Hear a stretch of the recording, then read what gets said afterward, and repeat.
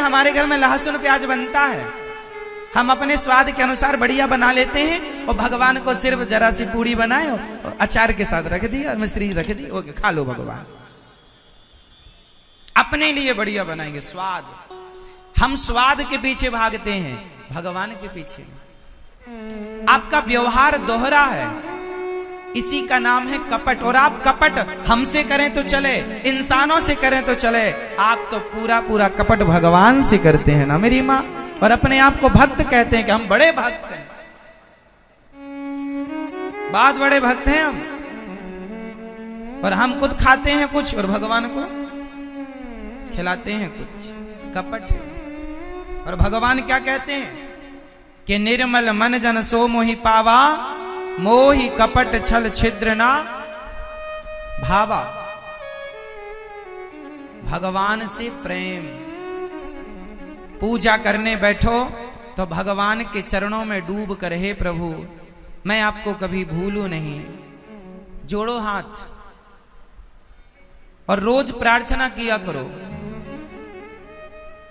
हाथ जोड़ो, ठीक से बैठ जाओ। मैया जागो मेरी माँ, हो गई नींद पूरी, जागो।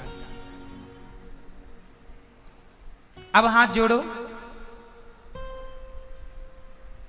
और हाथ जोड़ करके प्रेम से मेरे संग बोलो, बोलो हे नाथ, हे नाथ मैं पापी हूं।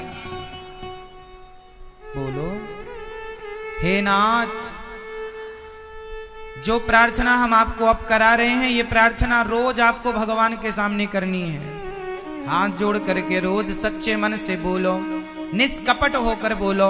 और जो हो, गलत हो, पापी हो तो बोलो मैं पापी हूं। बोलो हे नाथ मैं पापी हूं, अधम हूं, नीच हूं, दुष्ट हूं, खल हूं, कामी हूं, क्रोधी हूं, अभिमानी हूं।